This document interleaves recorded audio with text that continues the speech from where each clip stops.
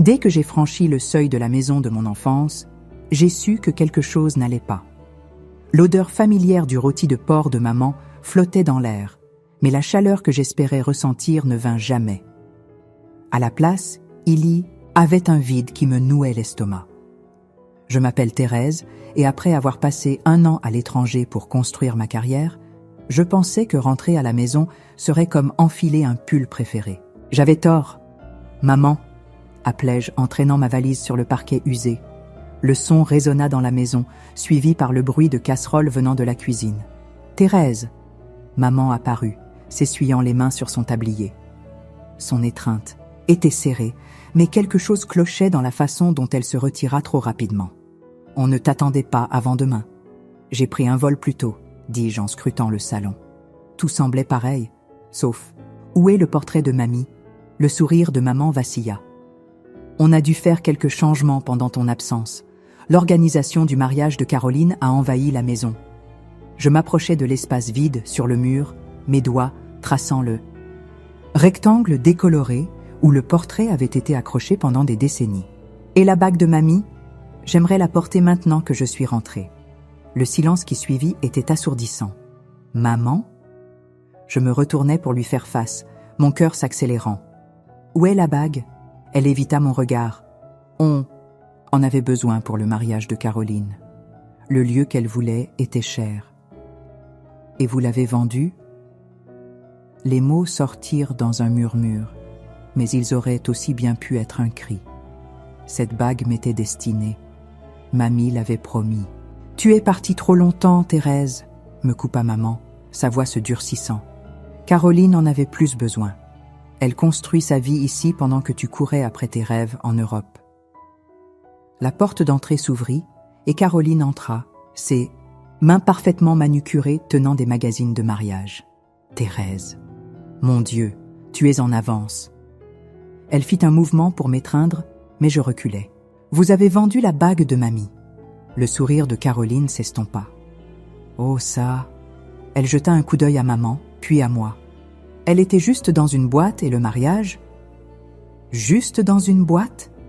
Ma voix se brisa. Cette bague était la dernière chose que mamie m'a donnée avant de mourir. Elle vous a fait promettre, à toutes les deux, qu'elle serait à moi quand j'aurais 30 ans. Ce qui était il y a 3 mois. Maman intervint. Quand tu étais trop occupée avec ta carrière ? Pour rentrer fêter ça en famille. Je concluais une affaire importante, vous le saviez. Le souvenir de mamie retirant la bague de son doigt et la pressant dans ma paume me submergea. Ma guerrière, avait-elle dit. Cette bague a survécu à des guerres, traversé des océans. Elle est destinée à quelqu'un de fort, quelqu'un qui se bat pour ce qui compte. C'est fait, Thérèse, dit fermement maman. La bague est partie et le mariage de Caroline est dans 2 mois. Soit tu es heureuse pour ta sœur, soit... Quoi ? La défiai-je. Mais maman se contenta de secouer la tête et retourna à la cuisine. Caroline s'approcha, baissant la voix. « Écoute, je sais que tu es contrariée, mais ce mariage signifie tout pour Lucas et moi. Le lieu était parfait et on avait besoin de l'argent. Tu comprends, non ?» Je fixai ma sœur, cette personne avec qui j'avais grandi, partagé des secrets, que j'avais protégé des brutes de la cour de récréation. Maintenant, elle se tenait devant moi, parfaitement coiffée et complètement impénitente d'avoir volé mon héritage. « Félicitations pour ton mariage, Caroline, » dis-je, ma voix stable malgré la rage qui montait en moi. « J'espère que le lieu en valait la peine. » Je saisis ma valise et montai à l'étage vers mon ancienne chambre, ignorant les appels de Caroline. Derrière moi. Une fois à l'intérieur, je verrouillai la porte et m'effondrai sur mon lit, sortant mon téléphone pour envoyer un message à Rémi. « Ils l'ont vendu. Ils ont vraiment vendu la bague de mamie. » La réponse de Rémi fut immédiate. « Qu'est-ce que tu vas faire ?» Je regardais la photo sur ma table de nuit. Mamie et moi, le jour de ma remise de diplôme universitaire, sa bague, scintillant au soleil tandis qu'elle tenait ma main. Le souvenir de ces paroles résonna dans mon esprit. Parfois, ma chérie, la justice ne vient pas du combat, mais d'être assez malin pour faire face aux autres à leurs propres choix. « Je vais leur faire regretter », tapotai-je en réponse à Rémi, « jusqu'au dernier centime qu'ils ont tiré de cette bague. D'en bas, Je pouvais entendre le babillage excité de Caroline à propos des dispositions des tables et des choix de fleurs. Le rire de maman flottait à travers le plancher et ma mâchoire se crispa. Il pensait pouvoir me rejeter les souhaits de mamie, parce que j'étais partie trop longtemps. Eh bien, j'étais de retour maintenant.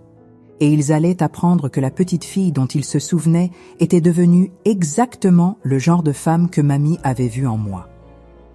Quelqu'un qui se bat pour ce qui compte, quel qu'en soit le coût.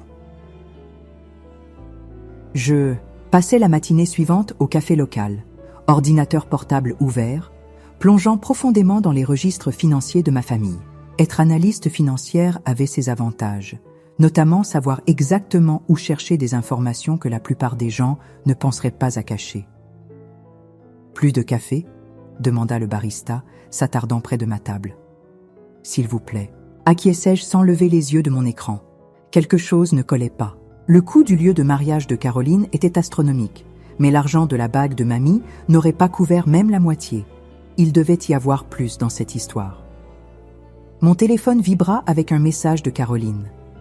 Essayage de robe à 14 heures. Tu viens, n'est-ce pas? Je tapais rapidement, bien sûr, tout en ouvrant un autre onglet de navigateur.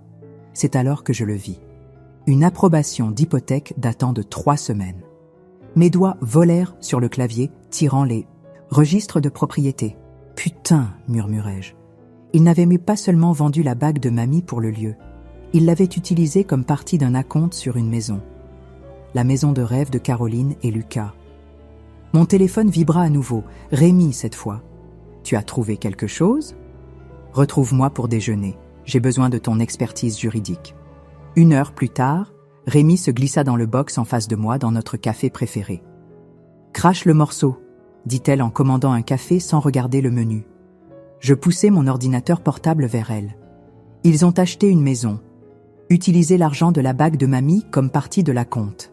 Les yeux de Rémi s'écarquillèrent en parcourant les documents. C'est une propriété magnifique.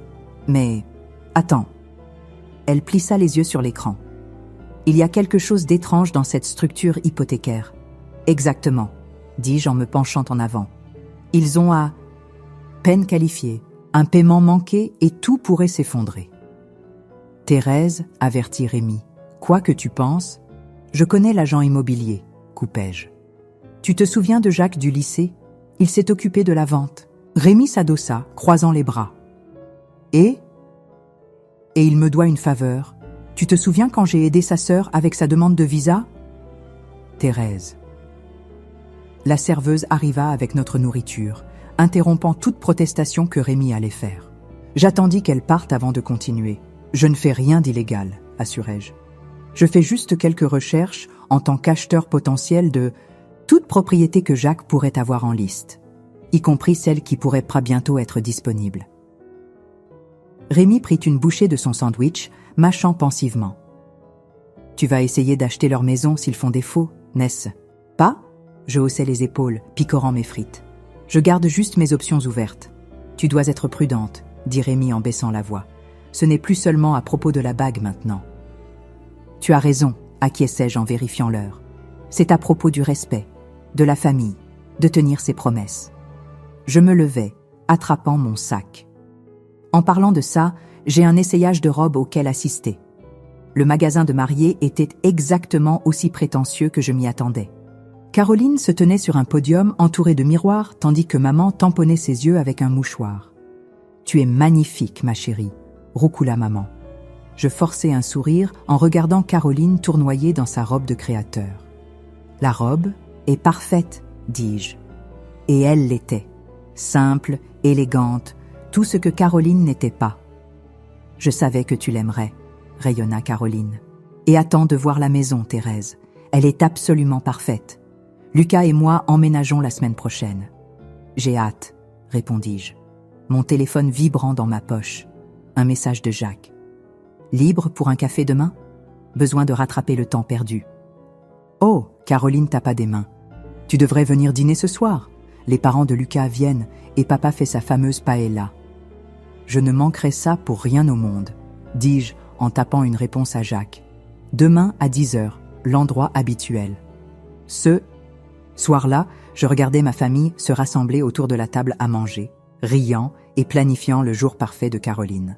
Les parents de Lucas étaient des gens charmants, complètement inconscients des tensions sous-jacentes. Papa leva son verre. À Caroline et Lucas et à leur nouveau départ. Tout le monde trinqua.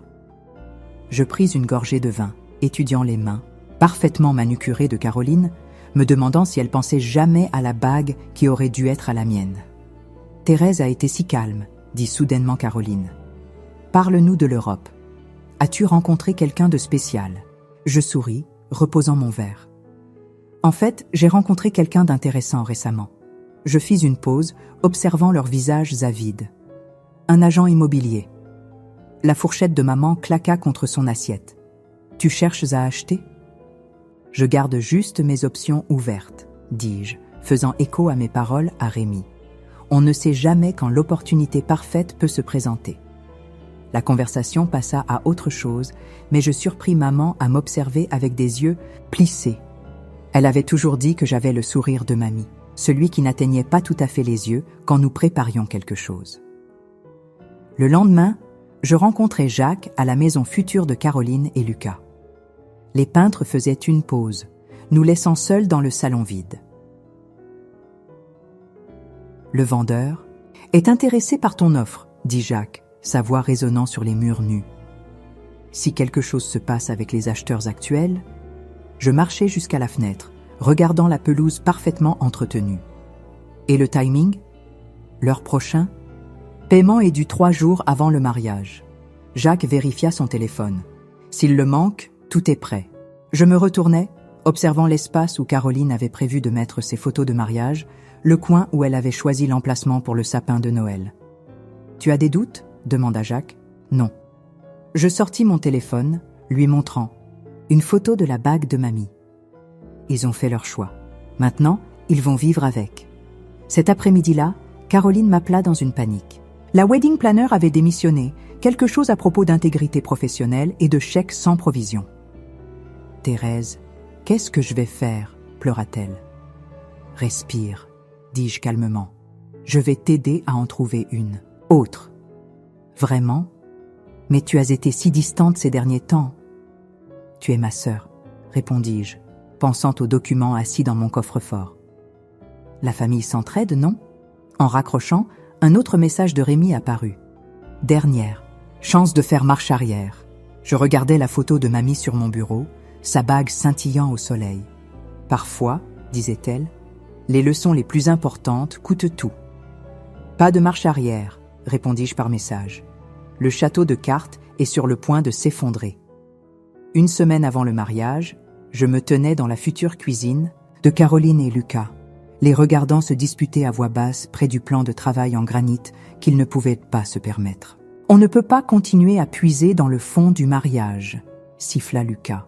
« Le paiement de l'hypothèque est dû dans 4 jours. »« Mes parents vont t'aider, » insista Caroline, mais sa voix tremblait. « Ils le font toujours. »« Ils ne peuvent pas, » interrompis-je, les faisant tous deux sursauter. « Les cartes de crédit de papa sont au maximum. J'ai vu les relever sur son bureau hier. » Le visage de Caroline se décomposa. « Pourquoi es-tu ici, Thérèse ? Pour te moquer ? Je suis ici pour aider avec les plans du mariage, comme tu me l'as demandé. » Je posai mon ordinateur portable sur le comptoir. « À moins que tu ne veuilles plus de mon aide ?» Lucas passa ses mains dans ses cheveux. « J'ai besoin de passer quelques coups de fil. » Il sortit, le téléphone déjà collé à l'oreille. Caroline s'affaissa contre le comptoir. « Tout s'écroule, » murmura-t-elle. « Le traiteur menace d'annuler. Le lieu veut le paiement final demain et maintenant la maison. Tu pourrais reporter le mariage ?» suggérai-je, l'observant attentivement. « Non », Caroline se redressa. « Tout doit être parfait. On a invité tout le monde, tout est réservé. Je ne peux pas être l'échec de la famille. La famille, comme moi. » Les mots restèrent suspendus dans l'air entre nous. Les yeux de Caroline se remplirent de larmes. « Ce n'est pas ce que je voulais dire. Tu es accompli, tu es parti trop longtemps, citai-je les mots de maman. Trop concentré sur ma carrière. Thérèse, à propos de la bague, mon téléphone vibra. Jacques. Date limite de paiement demain. Ils n'ont pris aucune disposition. Je dois y aller. Coupai-je, Caroline, rassemblant mes affaires. Urgence, de mariage à gérer. Alors que j'atteignais la porte, Caroline m'appela. Attends, je ne t'ai jamais remercié d'avoir aidé avec tout ça ces dernières semaines. Je me retournai, voyant ma petite sœur vraiment pour la première fois depuis mon retour. Elle semblait petite, effrayée, rien à voir avec la mariée confiante qui avait rejeté mes sentiments à propos de la bague de mamie. C'est ce que fait la famille, dis-je, les mots ayant un goût de cendre dans ma bouche. Chez moi, je trouvais Rémi qui m'attendait sur le pas de la porte. « Il faut qu'on parle », dit-elle en me suivant à l'intérieur. « Je viens d'avoir le lieu au téléphone. Ils donnent à Caroline et Lucas jusqu'à demain midi pour payer, sinon ils annulent. » Je sais, je nous servis à toutes les deux un verre de vin. Le paiement de l'hypothèque est dû le même jour. Thérèse, Rémi posa son verre sans y toucher. Je les ai vus aujourd'hui, au parc près de mon bureau. Ils avaient pour l'air heureux, amoureux malgré tout. L'amour ne paie pas les factures, dis-je sèchement, ni ne remplace les trésors. De famille ? Non, mais... Un coup à la porte l'interrompit. J'ouvris pour trouver Lucas debout là, l'air désespéré. « J'ai besoin de ton aide », dit-il sans préambule. « Je sais qu'on n'est pas proches, mais Caroline t'aime et je l'aime. S'il te plaît, entre !» Je m'écartai, le regardant arpenter mon salon. « J'ai merdé », admit-il. « Le projet de développement sur lequel je travaillais a échoué il y a des mois. J'ai fait semblant que tout allait bien, prenant des jobs de consultation pour joindre les deux bouts, mais maintenant, la réalité vous rattrape, terminai-je. S'il te plaît, il me regarda, les yeux rouges. Je te rembourserai chaque centime.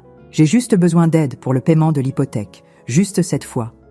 Rémi me lança un regard d'avertissement. Thérèse, je marchais jusqu'à mon bureau, sortis le dossier de documents que j'avais rassemblé. Combien en sais-tu? Sur les termes de ton hypothèque, Lucas? Quoi? La clause de droit de préemption. Les dispositions de défaut accélérées. J'étalai les papiers sur ma table basse. As-tu lu quoi que ce soit de tout ça? Son visage pâlit. Comment as-tu... Yoches? De la même façon que j'ai eu ceci, ajoutai-je, les relevés de cartes de crédit, les avis de chèques sans provision, le contrat de traiteur avec ses paiements manqués. Tu nous as espionnés, murmura-t-il. Tu préparais quelque chose. Comme... Vous avez prévu de vendre la bague de ma grand-mère, gardai-je ma voix stable. Comme vous avez planifié cette vie parfaite que vous ne pouvez pas vous permettre. Lucas recula. Caroline avait raison. Tu as changé. Non, le corrigeai-je. J'ai juste arrêté de laisser les gens prendre ce qui est à moi. Il partit, sans un mot, la porte se fermant doucement derrière lui. C'était cruel, dit Rémi dans le silence. C'était honnête, rassemblai-je les documents dans leur dossier. Quelque chose que ma famille n'a pas été depuis longtemps. Mon téléphone s'alluma avec un message de Caroline. Quoi que tu prépares, s'il te plaît, ne le fais pas. Pas avant le mariage. Je t'en supplie. Je montrai le message à Rémi, qui secoua la tête. Il n'est pas trop tard pour arrêter ça. Mais en regardant l'espace vide sur mon doigt où la bague de mamie aurait dû être, je savais qu'il était trop tard depuis le moment où il l'avait vendue. La date limite de paiement est demain, dis-je en finissant mon vin. Voyons si l'amour conquiert vraiment tout. Le jour du mariage arriva avec un temps parfait et un timing imparfait.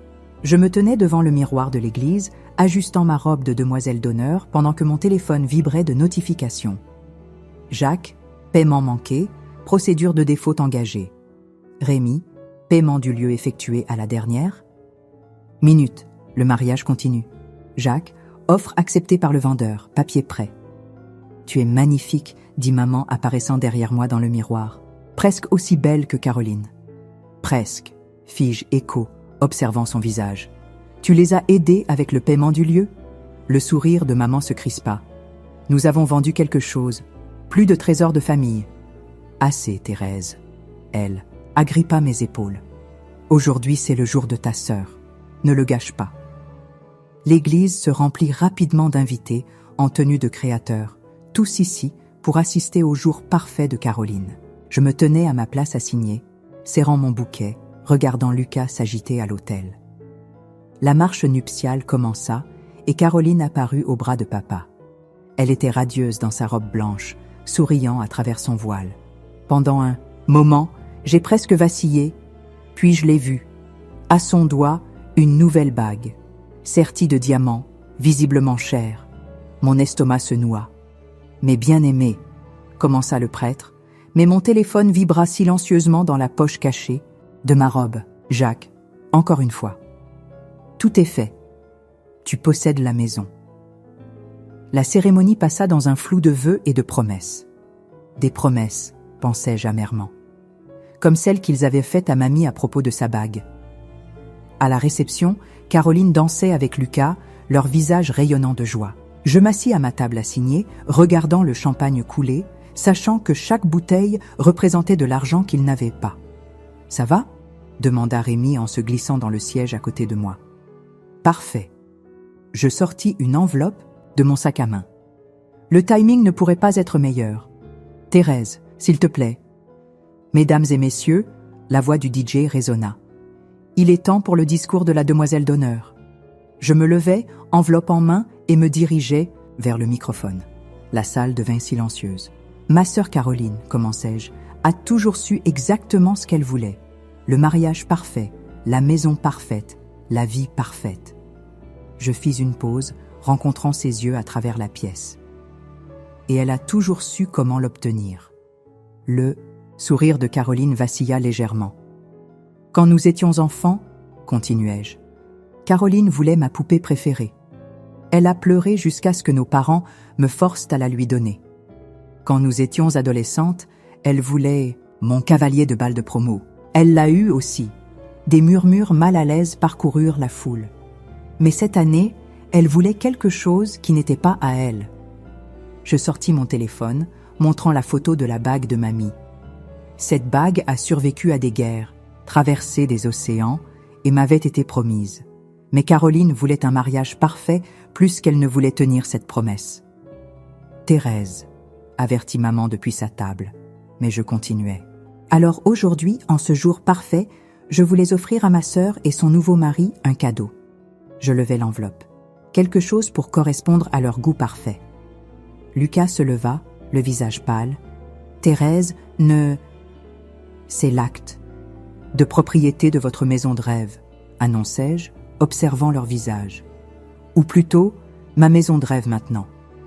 Le paiement que vous avez manqué hier, celui dont vous aviez besoin pour votre mariage parfait, il a déclenché la clause de défaut et j'étais là, prête à acheter. » La salle explosa en halètements et chuchotements. Le maquillage parfait de Caroline commença à couler avec ses larmes. « Tu ne peux pas, » murmura-t-elle dans le microphone. « Que je tenais toujours. C'est notre maison. » « C'était votre maison, corrigeai-je. Tout comme c'était ma bague. Je posai l'enveloppe sur leur table. Considérez cela comme du karma, ou considérez-le comme de la justice. Dans tous les cas, vous avez 30 jours pour déménager. Félicitations pour votre mariage parfait. Je me tournai pour partir, mais Caroline attrapa mon bras. « Comment as-tu pu ?» sanglota-t-elle. « Nous sommes une famille. » « Famille. » Je me dégageai. La famille tient ses promesses. La famille respecte les souvenirs. La famille ne vend pas ce qui ne lui appartient pas. Assez, la voix de papa résonna à travers la salle. Vous deux, dehors, maintenant. Dans le jardin derrière le lieu, entouré par les roses sur lesquelles Caroline avait insisté, le drame familial atteignit son point de rupture. Arrange ça, exigea maman. Rends-leur la maison. Comme vous m'avez rendu ma bague, la défiai-je. Caroline s'effondra sur un banc, sa robe blanche s'étalant autour d'elle. « On avait besoin de l'argent, » murmura-t-elle. On était désespérés. « Et maintenant vous êtes sans abri, » répliquai-je. Drôle comme le karma fonctionne. « Por favor, » supplia papa. « On peut arranger ça. » Je regardais ma famille. Les larmes, de colère de maman, la déception de papa, le maquillage ruiné de Caroline, l'attitude défaite de Lucas. Et je ne ressentis rien qu'une froide satisfaction. « La maison est à moi, » dis-je fermement. Tout comme la bague était censée être à moi. Vous avez tous fait vos choix, maintenant vivez avec. Je m'éloignai, les laissant dans le jardin, le son des sanglots de Caroline me suivant dans la nuit. Dans mon sac, les clés de la maison tintaient à chaque pas, une mélodie de vengeance enfin servie.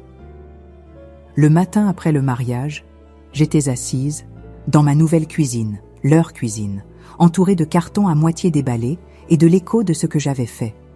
Mon téléphone n'avait pas cessé de vibrer depuis la veille.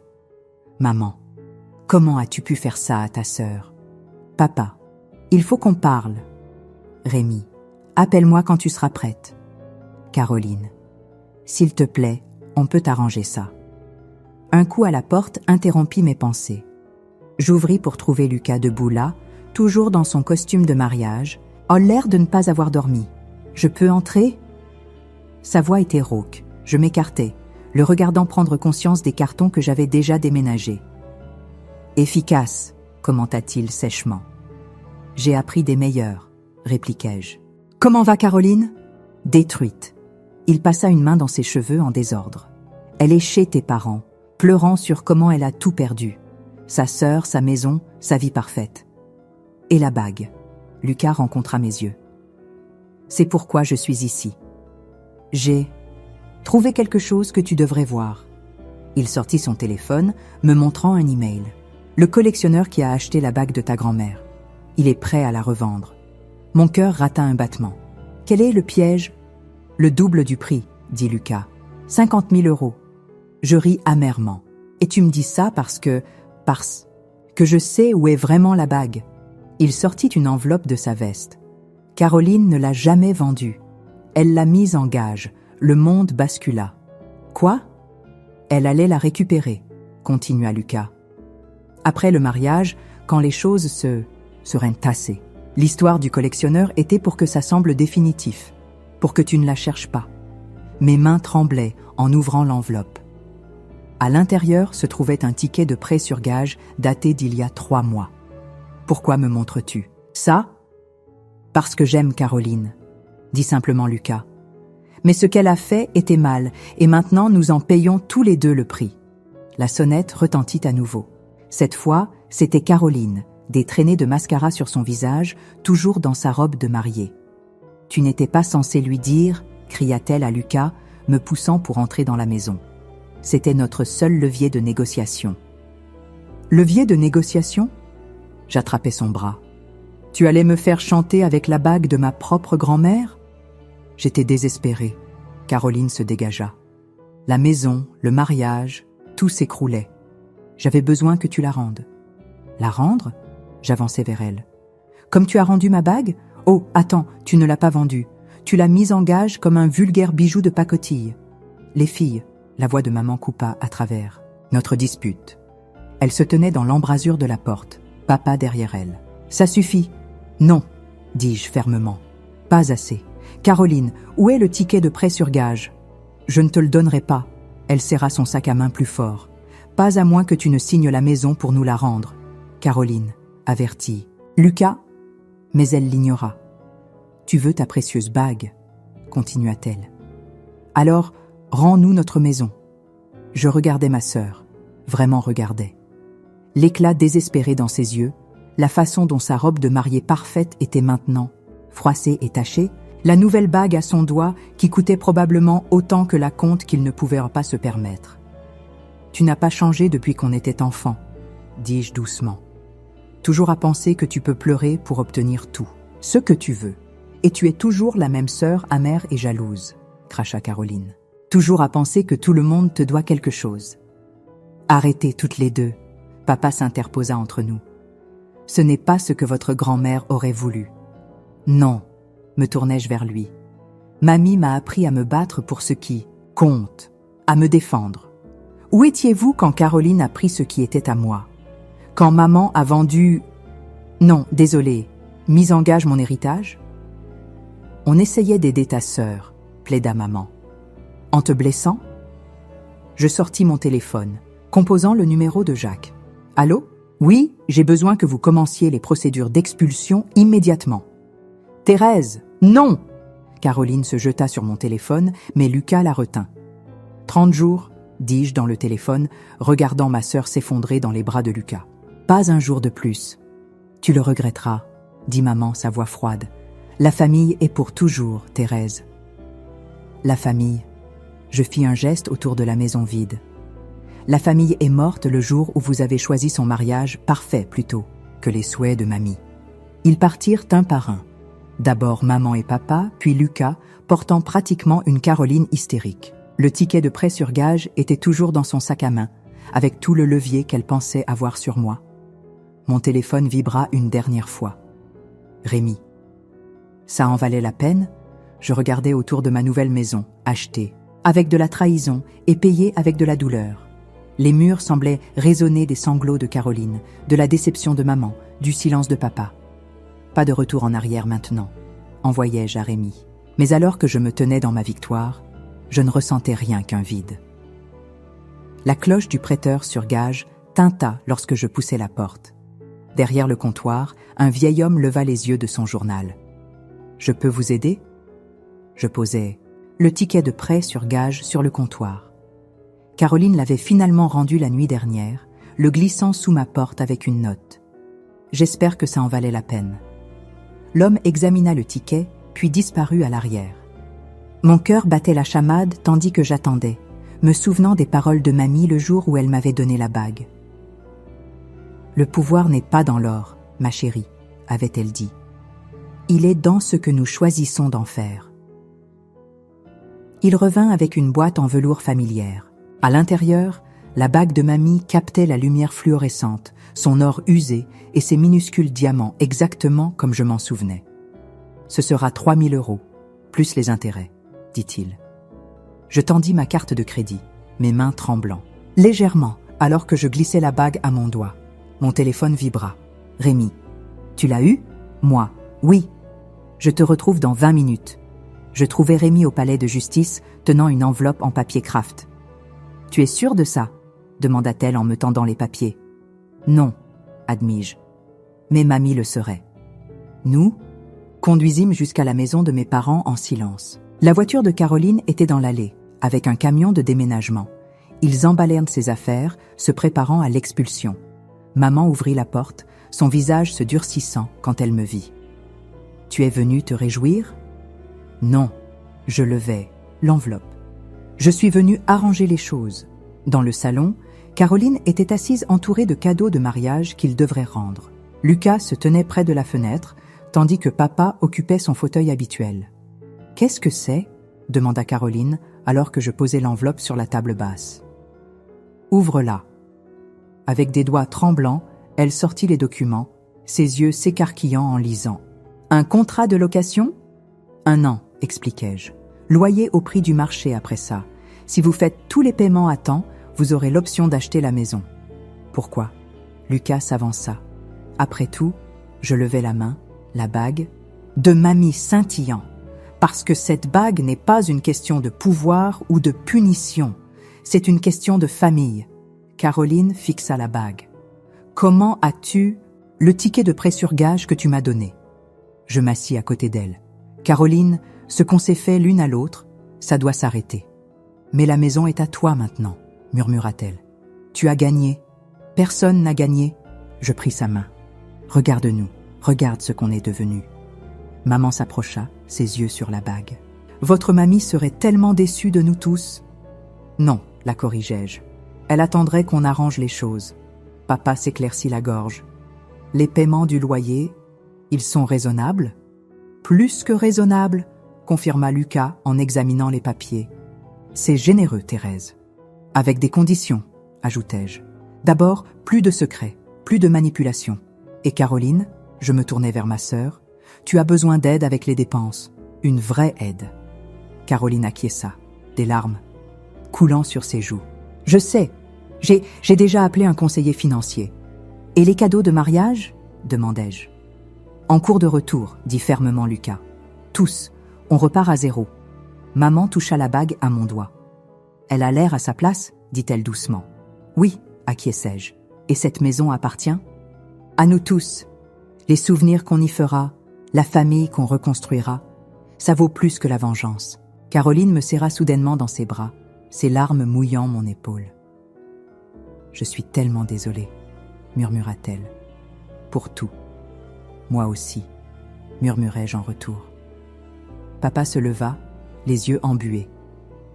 Votre mamie disait toujours que la famille est comme un jardin. Parfois, il faut tailler dur pour grandir plus fort. Mais on n'arrache pas les racines, terminai-je, me souvenant des paroles de mamie. Plus tard ce soir-là, alors que Caroline et Lucas signaient le contrat de location, maman sortit un vieil album photo. « Regarde », dit-elle, en ouvrant une page avec une photo de mamie. « Elle porte la bague ici, à ton 5e anniversaire, Thérèse. » Sur la photo, mamie était assise entre Caroline et moi, un bras autour de chacune de nous, la bague captant. La lumière exactement comme elle le faisait maintenant. Elle savait, n'est-ce pas, demanda doucement Caroline, qu'on aurait besoin de quelque chose pour nous réunir un jour. Elle savait qu'on retrouverait notre chemin, répondis-je en touchant la bague, si on était assez courageuse pour choisir la famille plutôt que l'orgueil. En rentrant chez moi cette nuit-là, je passais devant la maison, leur maison maintenant, au moins pour l'année à venir. Le camion de déménagement était parti et des lumières brillaient chaleureusement aux fenêtres. Mon téléphone vibra une dernière fois. Caroline. Merci de nous avoir donné une seconde chance. On ne la gâchera. Passe. Je souris, la bague de mamie confortable à mon doigt, là où elle appartenait. Parfois, le plus grand pouvoir n'est pas dans le fait de gagner le combat, mais de savoir quand y mettre fin. Et parfois, juste parfois, le karma agit de manière mystérieuse, non pas pour punir, mais pour guérir.